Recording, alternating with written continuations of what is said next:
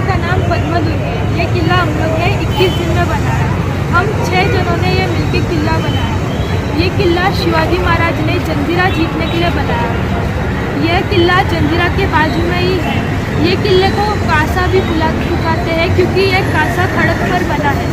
ये किला दौलत सागर और दरिया सारंग ने मिलकर बनाया। हमें 5 ट्रॉफी मिली। हमने 4 किले बनाए, जिसमें सिंहगढ़ 2015 को